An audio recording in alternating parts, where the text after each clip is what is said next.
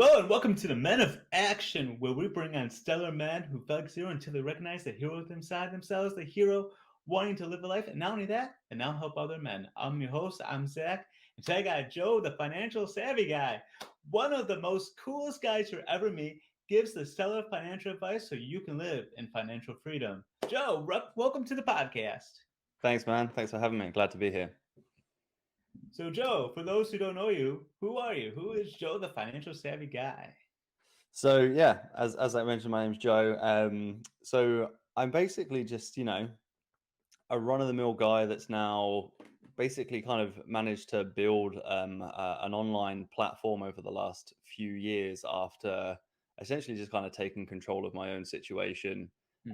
Started by just trying to basically like provide like a kind of record of like what I had been doing over time to kind of turn my situation around, like financially, that is. Mhm. And then that kind of turned into this journey of discovery, educating myself, realizing that I could help other people to learn the skills and the knowledge that essentially schools have failed to provide us with, in order to help them turn their lives around and achieve financial freedom, take control of their financial destiny, essentially. So yeah, that's me in a nutshell. I don't know how much deeper you want me to go. No, that's an excellent starting point. So, one of my questions for you is what led you to this journey of wanting to seek out that financial independence and then take it a step further and be a man of action, now teach other people how to reach the same boat?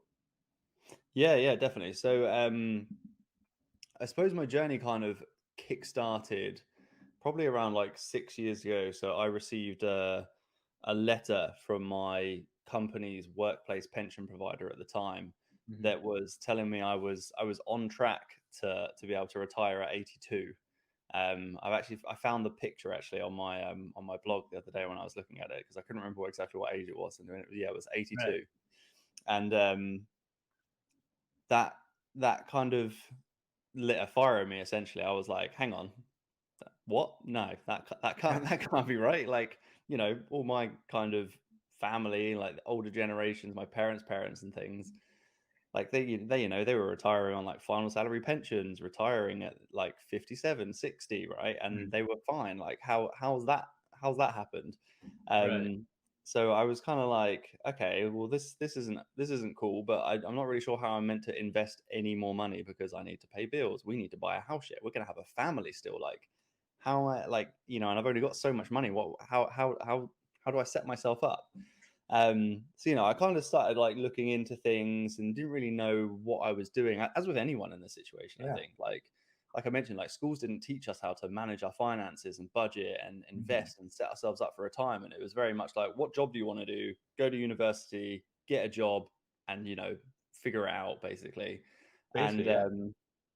so then, a couple of years go by, and I've done some reading. I've been trying to look up how to start investing. I've opened an account, but like I'm not contributing to it because every time I think I'm going to have money, I'm like, oh, actually no, wait, we've got this other thing we need to do. And I think a lot of people can probably relate to that.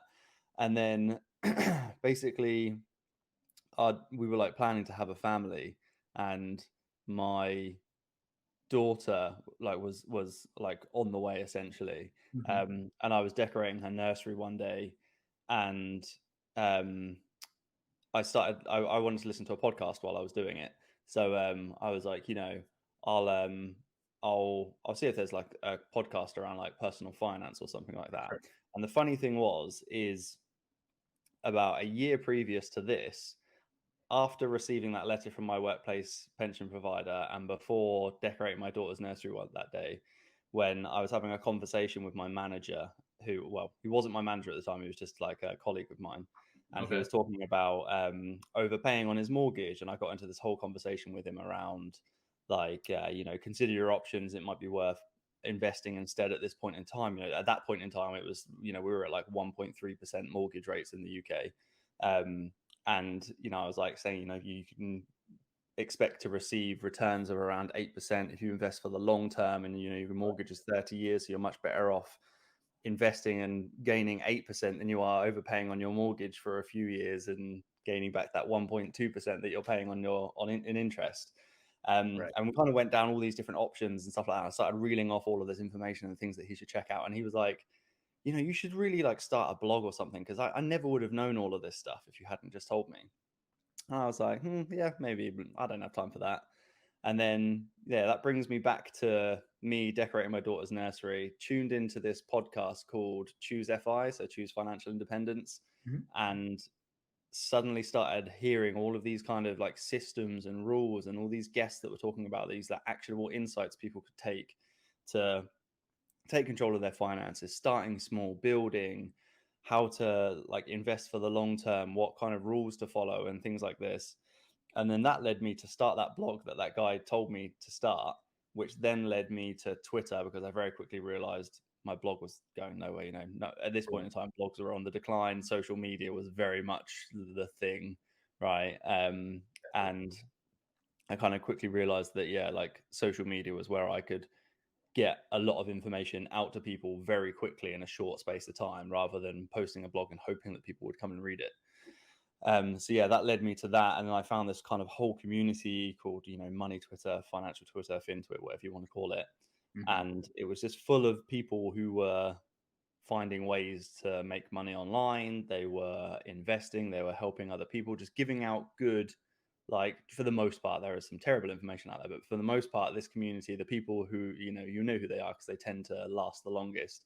They give out Exactly. good, sound, logical information that people can follow to really actually take control of their finances. Mhm. And I was like, well, if they can do that, they're not saying anything that I don't already understand. I can do this Yeah. too. So, I basically started posting on social media, turned kind of everything that was on my blog into like some free courses. I added to it with some more information and made like a monetized version that had like my spreadsheet tools and things like that. And everything I'd used to take control of our family's finances.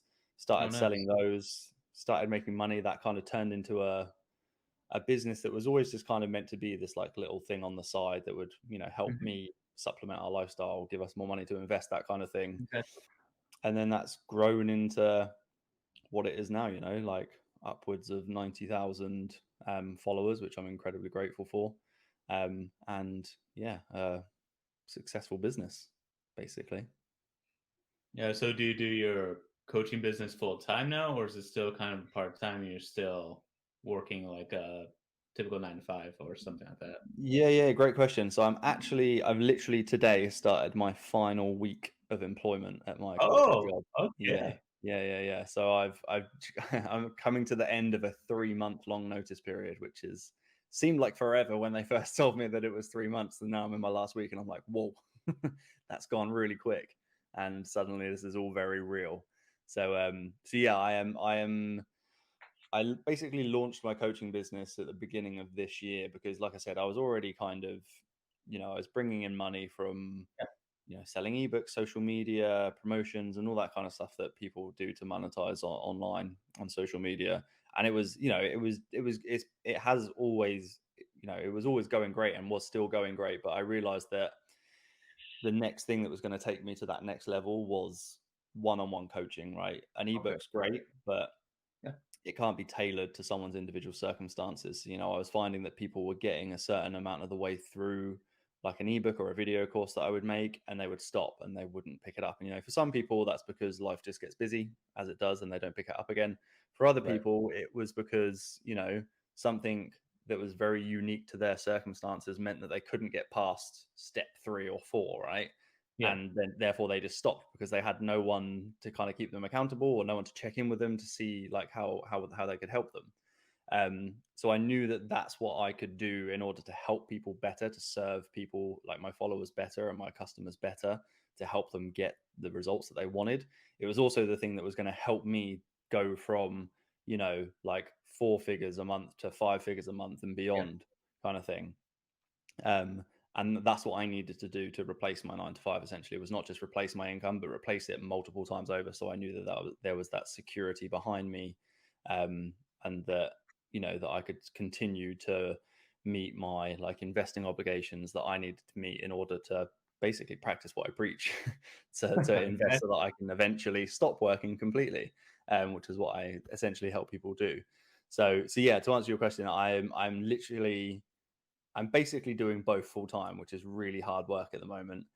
Oh, So obviously I've I got my imagine. full time job, and I'm also doing like full time coaching and fulfilling my coaching business as well as managing my social media pages. But it's it's something I'm passionate about, and I'm very much looking forward to the end of this week when it's just me, the business, and I can kind of hit the ground running and scale that thing to the moon.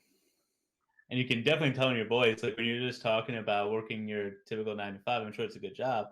You're kind of somewhat excited about it, but again, you're excited that the 3 month journey is kind of coming to an end and the new journey is just around the corner. I mean, that's with a week left. I mean, that's exciting. Yeah, yeah, definitely, So, any definitely. celebration plans like where you can officially invest like your full time to the business? Do you know what? I've got nothing kind of like official planned. There's some like family stuff going on that just so happens to be happening on my last day at work. So I'm kind of going to use that as like a like a dual purpose celebration kind of thing. But no, I want to get something in the calendar, like have some like close friends and family around, like do a barbecue and have some Oh, drinks and fully kind of like baptize the new business, so to speak. yeah. So, is it just you, or do you have other people working for you? Or So at the moment, it is just me. Yeah, it always has been. To be honest, I've always kept it really lean. Um, I suppose partly if someone else was to look in on that, they'd probably tell me that it's because I hate letting go, and I probably end up like micromanaging a lot. So my previous role, I was a project manager. okay, So I had to learn a lot of delegation there, but very much like everything came through me, kind of thing, and I right, oversaw everything. So it's probably how I'll end up like running this. Like it will be me like at the head, and then I'll probably bring in like people on like a contract basis or like yeah. assistants and things to deal with things that I'm not, an expert in, essentially, like pay for the expert advice where I need it so I can Mhm. scale faster.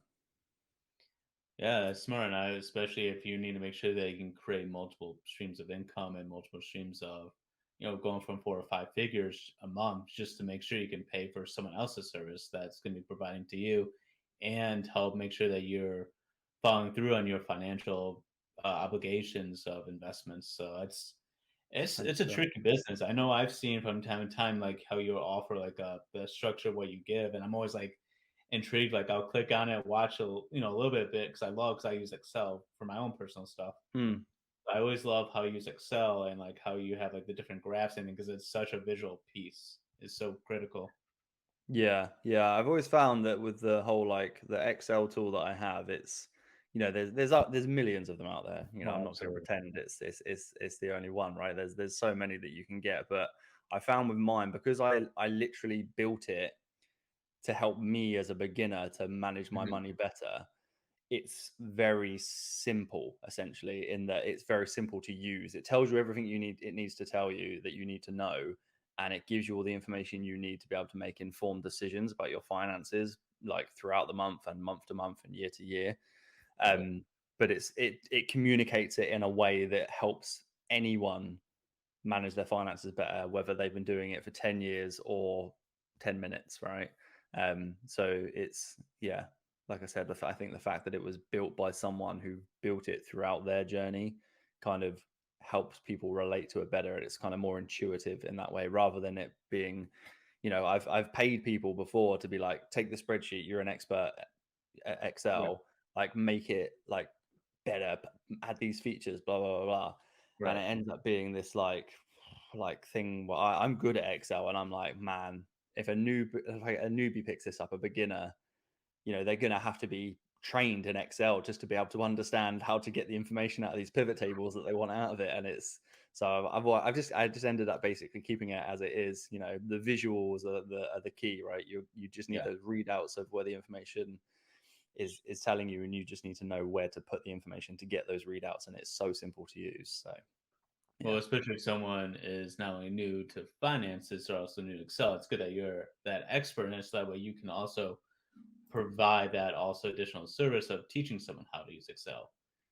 Yeah. Because just from watching YouTube videos, can be very helpful too. Because especially with the complexity of Excel, it's like I know I just saw it when I watched one video, you can even like highlight like a certain area for like data sheets, data graphs, so you can actually track how much money you have into something or how much less by a Mm. color. So because it's kind of appealing, like, okay, I just have to, okay, I'll save this much money. Oh, I've already used about half of, let's say I put $1,000 a month for just expenses in a budget. So once it hits that 500, you can kind of see that color go in. You're like, oh, okay. Yeah. So it's awesome that you have maybe not that exact thing, but something like that so people can always keep track of their finances and, like you said, making informed decisions, because that's one thing that I've actually learned as late is that not a lot of people really take time to understand decision making and Mm. the complexities of decision making. There's a excellent book called Thinking Fast, Thinking Slow by Daniel Kahneman and Amos Tversky, I think is how you say his last name. And what it does is talks about how, as people, we have two thinking systems: thinking fast, which is that quick responses, those quick decisions, but we don't take time for the system two, which is a slower, which is more methodical and Mm. really understanding the intricacies of making decisions.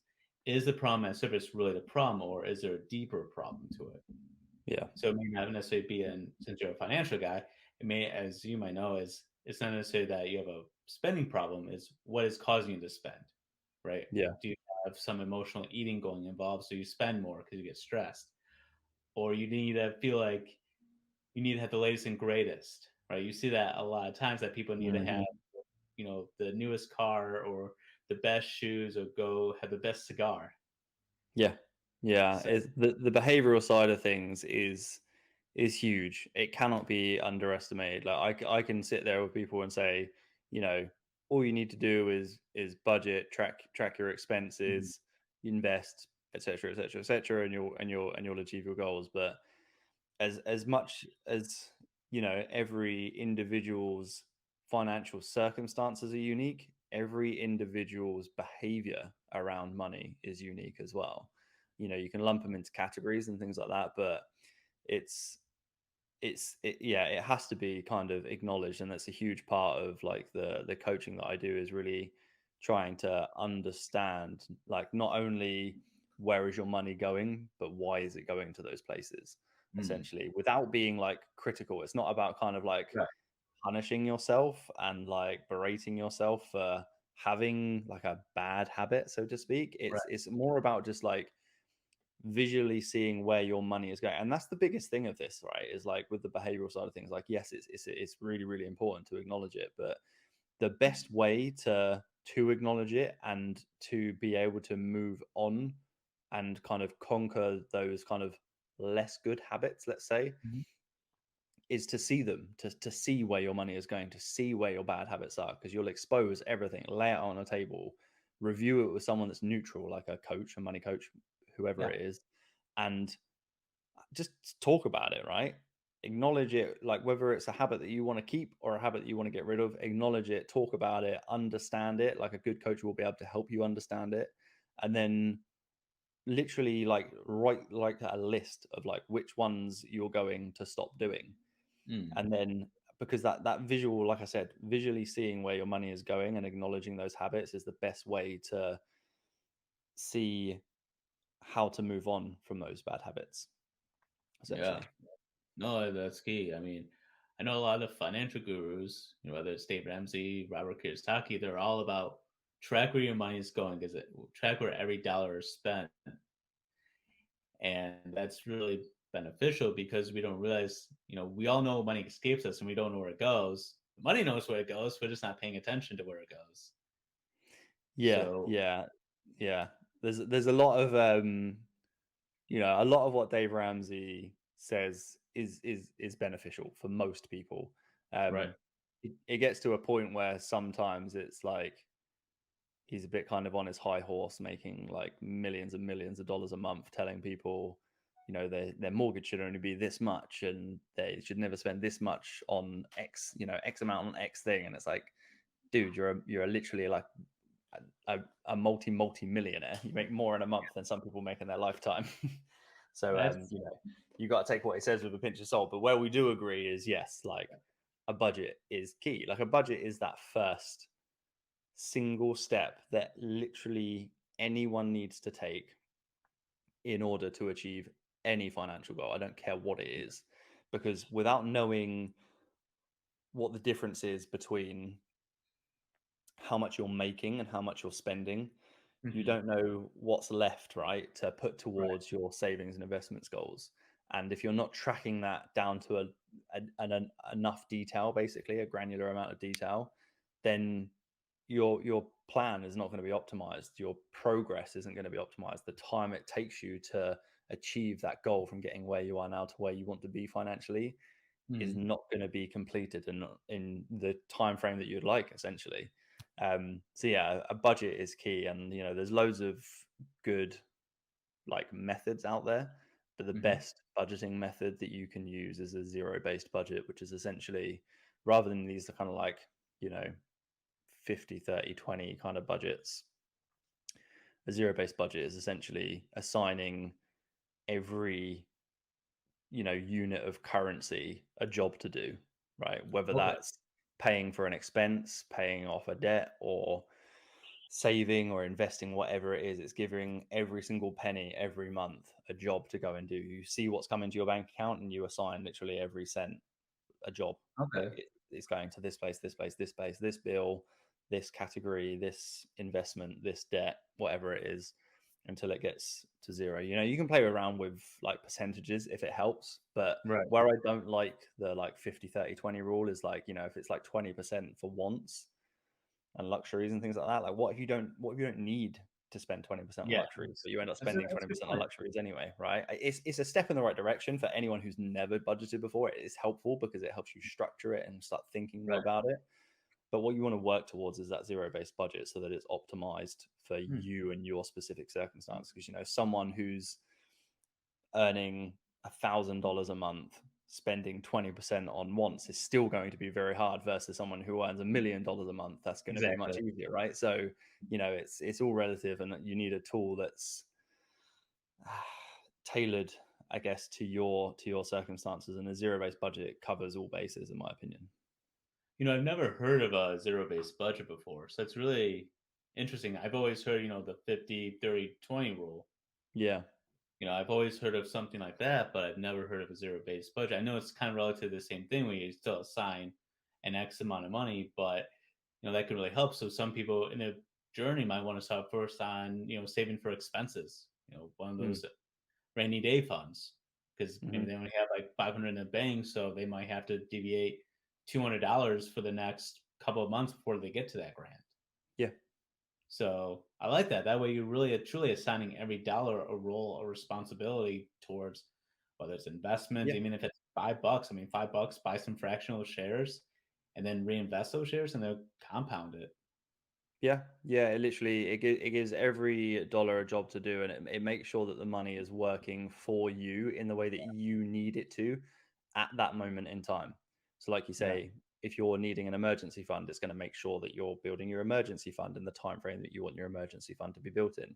If it's Right. paying off a credit card, it's going to make sure that you're paying off a credit card in the amount of time you want it to be paid off in, and so on and so on and so on. So yeah, it's the best method out there. Yeah. Especially, paying off those credit card debts. I mean, I see all over time Twitter of someone being 20, $50,000 in debt, and it took them a couple years to pay it off. Yeah, And when you look at a credit card, I mean, it's like 18 to 20% interest rate if you don't pay off your entire statement, yeah, and that's a lot of money, and yeah. that's in addition to like 3% that they get when you use it at the store from Yeah, yeah, something like that. it's horrendous. Credit cards are I be careful what I say here actually. So like Yeah, credit cards for most people are a bad idea. Unless basically if you can't afford to pay off your credit card at the end of every month, then avoid it like the plague. I know that's kind of yeah, very easy for someone like myself to say maybe. Um because sometimes people end up falling back on it because but that's why you need an emergency fund first, mhm, right? um you should never A credit card is not a viable emergency fund, like maybe as a last resort to prevent famine or something, but in your family maybe, yeah. But yeah, otherwise credit cards need to be avoided, because you're right, you're talking at least probably like 18.9% for like a Yeah. standard credit card, right? Upwards of like 34, 37% kind of thing for some of them. It's ridiculous. And those cards, where they're only worth having if you can clear them every month, because that's where you get like rewards bonuses, right? So Exactly. I've got credit cards, but I clear them every month because I earn like a really nice amount of rewards points. But I literally, so use them for your everyday expenses, Hmm. fuel, groceries, meals out, things like that, things that would normally come out of your checking account, your bank account. And Right. then I pay mine off literally at the end of every week. So everything that I built out that week, I clear it off. Oh, Some nice. people leave it to the end of the month. That's fine. Whatever you want to do. I just like kind of having like weekly check-ins because I like seeing where I am kind of with each kind of category of what I'm spending money on to make sure I'm not going kind of beyond my preset budget essentially. And that way you Yeah, accumulate all of the points and none of the debt. that's key too, because those points can make a huge difference. Like I just made so I use Fidelity and for a lot of my investments, and I just got one of their credit cards, and just because it's a lifetime 2% cash back. Nice. So 2%. that way, It's yeah, good. so that way in case like I may not have extra funds for that month just because of expenses, or like I just recently had a huge, you know, car fix up. So Mm, I don't really have time and money to really, reinvest, but I can take the money I've earned and then reinvest that money. yeah. So that way you're still monitoring your money, you're still kind of keeping tabs of where it's at. Yeah. And like you too, like I tend to pay off my credit cards. I see, look at my bank account, look at my statements. If I have money, but I just pay it. Yeah. That way you get those points, and that way by the time your next paycheck comes, it's going to be a little bit lower, and you have an idea how much you could spend. Yeah. That way, if you're on Amazon or something like that, you're like, huh, can I afford this? Let me check my Mm, bank. Okay, yeah. yes, I can. Okay. Versus, oh man, it's gonna get tight. Yeah. Yeah. And that's the thing, right? That's the position most people find themselves in. Like Yeah, week and a half from payday is, oh man, I've not got much money left in my bank account. I still need to buy a week's worth of groceries. yeah, And that's where again I feel like I'm tired of my own voice sometimes out saying this, but a budget is your best friend. Like it it is. will prevent like upwards of 80% of your financial problems. So yeah, Well, and sometimes you have to get repetitive too for people to finally click it. It does yeah, take sometimes you have to hear a message 1,000 times for you to finally understand whether it's your own will trying to like I don't want to do this, I don't want to budget, I don't want to do this hmm until you know what I'm in dire need. Like I need to start taking action because I'm tired of, and this is very common, especially with inflation. I don't know the exact numbers, but relatively high still. You know, just try and survive. mm, yeah, So it's just one of those things that can save you. It's just you have to have that determination to sit down and be like, okay, where can we cut? Can we yeah, afford getting another pet? Do we need another pet? yeah, Because that's something I kind of been hearing a lot about. A lot of times, people who have one animal will start getting their mindset that that animal is lonely and it needs a buddy, even though the animal mostly sleeps all day long. And do some animals need a companion? Yes, and mostly with dogs, sure. Especially when they get older and less mobile, and they need something to help keep them young again. But at that time, does that dog really need another companion, or do you want another companion? And yeah, really trying to decipher what that is. So, and that's why, and I do like Dave Ramsey for saying this, that a lot of times when people spend, it's based on a behavior. It's based on either a need or a want, and really understanding the differences between those two. yeah. Humans are really great at finding ways to justify their spending, Yes. even if it's bad. I'm not going to sit here and pretend I don't do it. Oh, Everyone sure. does, right? Everyone. Absolutely. It's like what you were saying about that quick decisions, slow decisions, right? Exactly. People will justify in order to make a quick decision, or they'll make a quick decision and then they'll find a way to justify it instead of waiting, ensuring that it's a decision they actually want to make, and then thinking, oh, actually, maybe that wasn't right. Maybe this isn't right for me, or whether it's before the fact or after the fact. But yeah, it all comes back to that. Yeah, that's why one of my favorite experiments I read upon was the marshmallow effect. Yes. Yeah, we like So that one. basically, for those who don't know that, so they gave these group of kids, they gave them one marshmallow. They said you can either have this now, or you can wait an X amount of time and get two, or they're going to double it or what have you. So most of the kids just ate it like, I just want this now. Only like a very small section of kids, maybe like 10, 20%, let's say, were like, no, I can wait. And Yeah. then they're twice as happy because they got two marshmallows versus one. And the other Yeah. kids were like, well, I want another one. It's like, well, you didn't wait. You weren't Yeah. patient. And that's what's hard is learning to be patient, one with yourselves, especially when you've been making unwise financial decisions. And you see this Mm. a lot of that. People are so hard on themselves or maybe spending a little extra or going on that vacation that they was a little bit tight to go on to, but maybe they haven't been on vacation in let's say 3 years because they've been budget like trying to pay off as much debt as they could.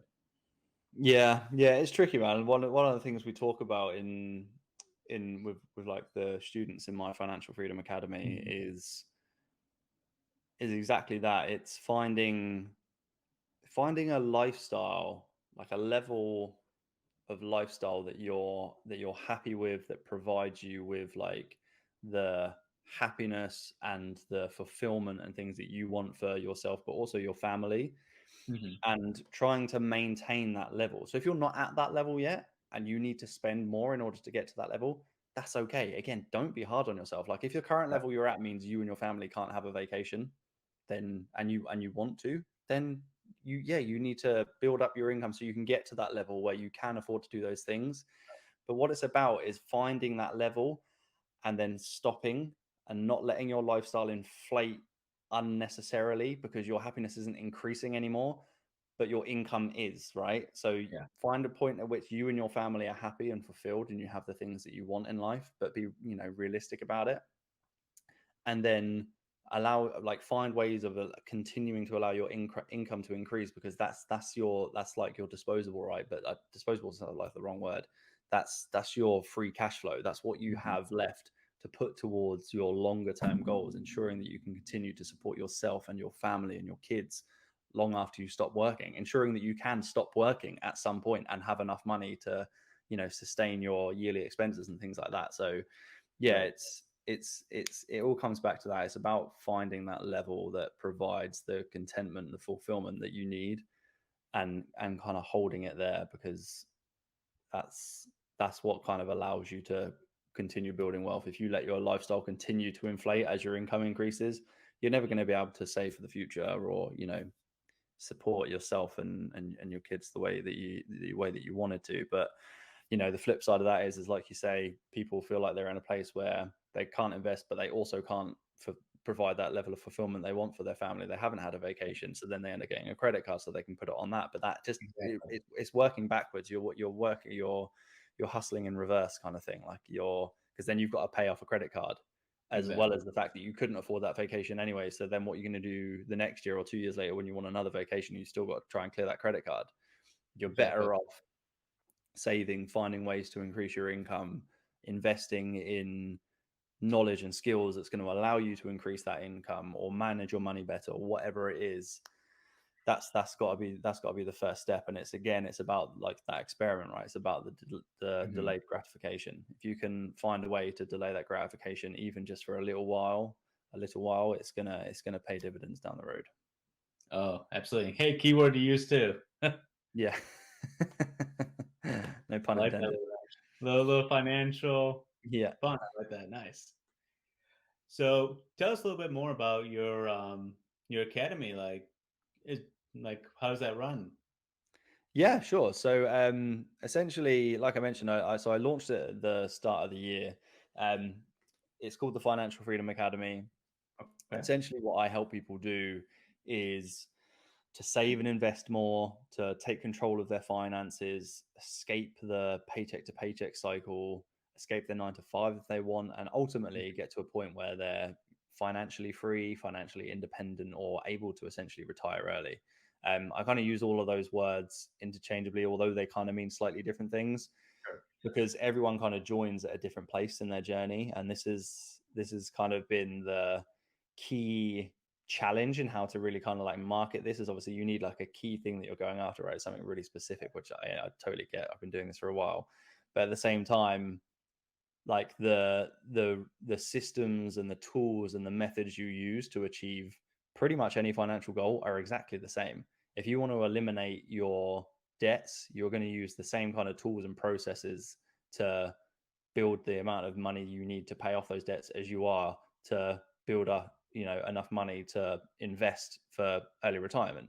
Like Right. it's just a case of structuring it in an order that allows you to do the things in the order that makes the most sense, both mathematically but also in terms of your psychology. So that's what we basically do, right? Is like I mentioned earlier, I had an ebook before that was the Financial Freedom Playbook and the spreadsheet that kind of helps people take control of their finances, budget, and figure out how and when they'd be able to retire early. But there's, a million and one reasons why certain people got to a certain point where they couldn't continue any further. And that was because everyone's situation is unique. So what we do is we have something called the Financial Freedom Framework. And it basically puts people through like a funnel of steps that every individual needs to take in order to achieve their financial goal, no matter what that financial goal is. And the success so far has blown me away. Like Nice. it's What's crazy. what's the Like success rate, would you say, like, people kind of going through the program at the academy? the what? Sorry. So what success rate of, like, completion do you have, just approximately, of someone actually going through the program completely? So so the thing is it runs for 12 months, and I've only Oh, been running it so far 4 or 5 months. So okay, I currently, see what you're saying. no, Okay, yeah. So currently, no one's graduated just because right. it hasn't been running for that long. But so we've got like 20, 22 or 23 students in there currently, Oh, wow. um, and yeah, it's been amazing, honestly. Like I said, the I come away from a lot of our group calls like feeling inspired myself, and I'm the Yeah, one that's meant to be doing the coaching, right? Because some of yeah, these people's stories and what they achieve is just mind blowing. Just because they have that kind of blueprint available to them now that they didn't have before, like something that's going to allow them to achieve their goals in the most efficient and effective way possible that they just didn't have access to until they did something like this, and wouldn't have ever had access to until they did something like this, whether it was with me or anyone else. So we've that's had awesome. people who, sorry. And so that's awesome that you have so many success stories already in 5 months of Yeah, people yeah, really absolutely. Like impact like I their was life. saying, it's yeah, it's been mind blowing for me. So we've had people join from all kind of walks of life. We've got people who are joining at 23, 24, and realize very early on that they want to set themselves up for life, and that is like the most inspirational thing for me. Like when I'm on that first kind of discovery call with people finding out what Yeah. their goals are and what they want to achieve, and they say, oh, I'm 22, I'm 23, I'm 24, I'm like, dude, you got to do this, because if you do this now, like you're not going to have to work a day past like 40, like, Yeah, and that's like conservative, right? And then I have exactly. people who join in their like late 40s, like early 50s, who are, have quickly realized that, the state pension they were relying on has moved another 2 years away, potentially, Yeah, in the UK at least. I don't know about the US. And that, the contribution they've been making to their workplace pension is just not going to cut it. Like, it's not going to provide the income they want. Um, exactly. and so one guy, Neil, I've got his testimonial on my website if you check it out. Mhm. He joined at 49, and he wasn't sure if he was going to be able to retire at 67. He was just like, well, that's when everyone retires, right? 67 is the age when Right. you retire. So I guess that's when it will happen. But I'm not that attached to if I have to work a bit longer. I just don't want to if I don't have to. And Mhm. I was like, okay, great. Let's work through your system. Work you through the system. Let's follow kind of like the principles, set up your budget, track kind of what debts we need to pay off and all that kind of thing. We were able to save him, and this is no word of a lie, okay, we were able to save him £110,000 in interest payments, right? In the £110,000 and 110,000, yeah. We were able to cut his repayment term down by 22 years, and he's going to retire 9 years earlier than he thought he would. whoa.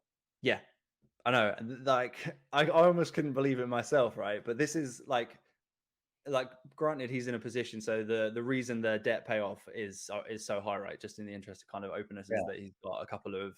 So he had like two rental properties and his own property, right? He just didn't know what to do with it. Like he'd made steps in the right direction. He knew that, you know, earlier on in life that he wanted to have some rentals because that would enable him to have like a nicer life and support him in retirement and stuff. But he wasn't like doing it in the most effective way that would actually give him that outcome that I guess he didn't even really realize he knew that he wanted until Right. I told him that it was possible. And he was like, hang on, I can retire like 9 years earlier than I thought I could if I just do it this way instead. Yeah. And it's incredible. You know, I sat on a phone call for 30 minutes with one of my clients, Patrick, from Ireland, great guy. And he, you know, he's got basically a bunch of debt. He's made some, you know, in his own words, some financial decisions that weren't too great earlier on in life. Had some credit cards, had a car loan, etc., etc. And we literally built his debt repayment plan on the phone, and I posted it in my stories on Oh, Instagram. nice. If you look at my client success stories on there, and literally we were just like mapping it out step by step, and you could just see like the repayment term going down from, I think it was something like, it went from like 5 years down to 10 months, and we saved him 10 grand in interest. Whoa. Yeah, right. See, And this is what's so cool about the power of knowledge, wisdom, and education. And I know we kind of alluded to this in the beginning of the podcast, where a lot of times school don't really teach you these things. Like I remember being a senior, and I took a finance class because I was thinking, hey, maybe I'll go to college and look into finances, maybe. yeah, And what put me away from like investing in stocks and everything was one, when we were in class, and it was a good, I actually really liked the financial teacher. I thought he was really cool, nice, and smart and everything. However, what I would realize now was we were doing day trading, how we would buy stocks, but then at the end of the class period, so we're talking about like an hour and a half, maybe 2 hours at most of a class selling it. We know how much stocks can go up and down, and then when you sell it. So for me, I'm like, oh man, I'm never gonna invest in stocks. Like, I don't get this. I'm gonna probably lose all my money because I don't just get this. And yeah, I'm like, kind of walked away like, oh, I was hoping to like learn a little bit more about finances and like how to keep things versus, how do you make a budget? I know in like fourth, fifth grade, I wrote a check like one time.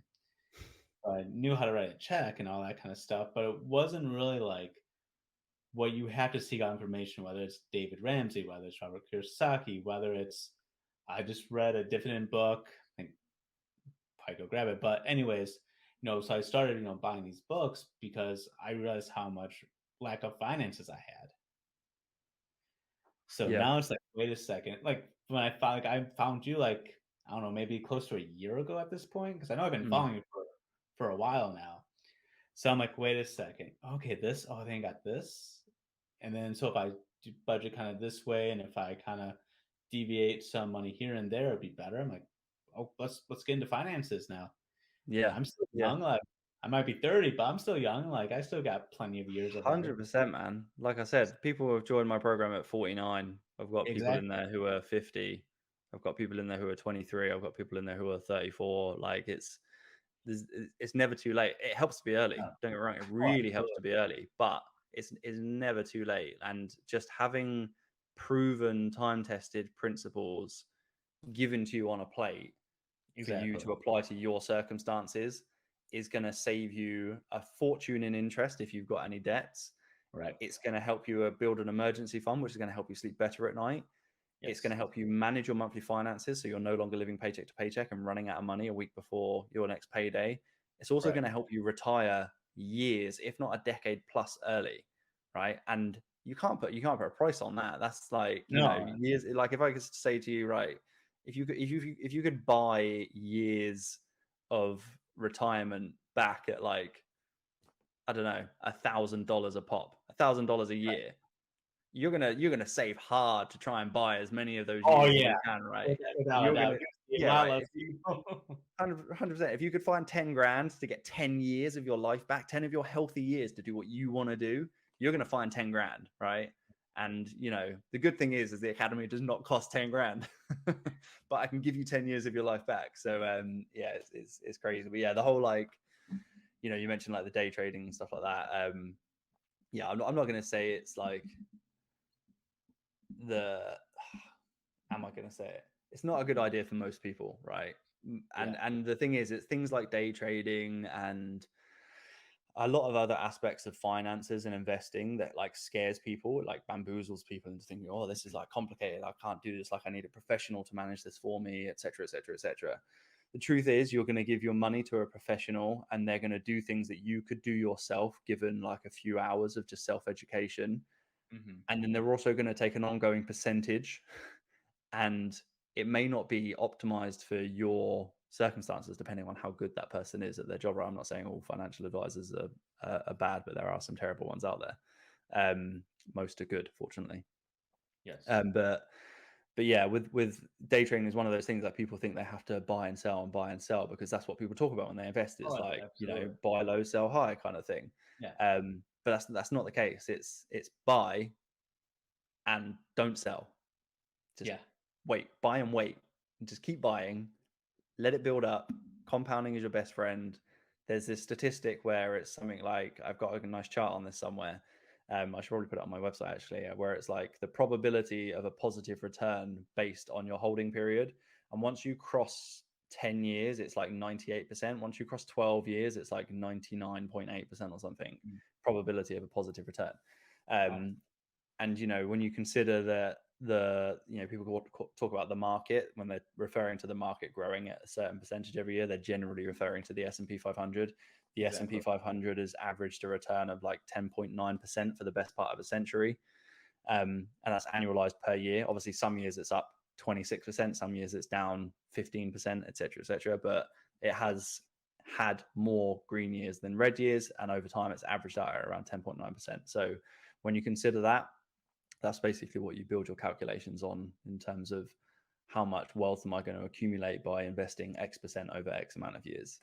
And there's some great free calculators online for doing that. And that's what you should be thinking about when you're thinking of investing, right?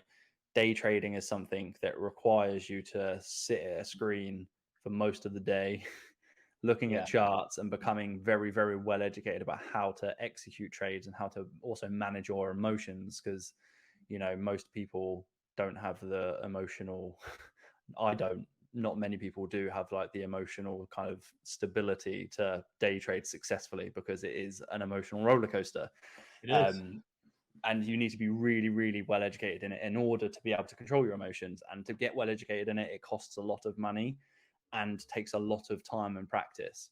And that's not what most people want to do. Understandably, people have got lives to live. They've got jobs they want to work. They've got families they want to be present for. They've got hobbies they want to do.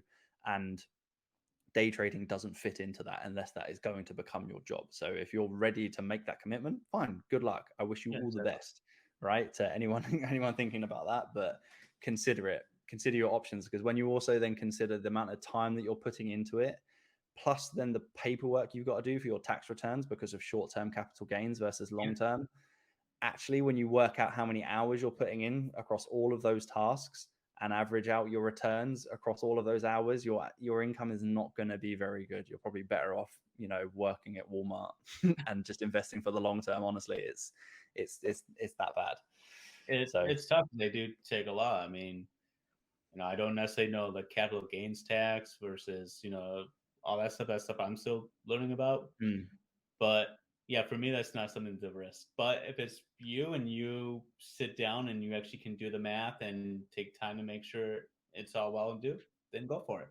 If you want to 100%. try it, try it. Don't want to do it? Hey, just make smart financial decisions, especially since, financial stress is huge and you have to weigh out the pros and the cons from it and maybe do a cost benefit analysis. Is the cost worth the benefit? Yeah, You really sit down and 100%. ask yourself those hard questions. And as we kind of wrap up today, Joe, what is something you want to leave off with someone today? Like, what is like a statement for someone not taking action in their finances? What advice would you give them today? A statement, a word, a phrase of how they can take action? I would say, for a lot of people with their finances, it's so much easier to not acknowledge, to kind of bury your head in the sand, so to speak, without being harsh, and kind of not face up to your finances, because it can be scary. And the thing is, it's not your fault that you see it that way. Mhm. Everyone does until they are educated about it. you haven't let yourself or anyone else down. The system, the education system, and generally society has let us down by not teaching us how to manage these things.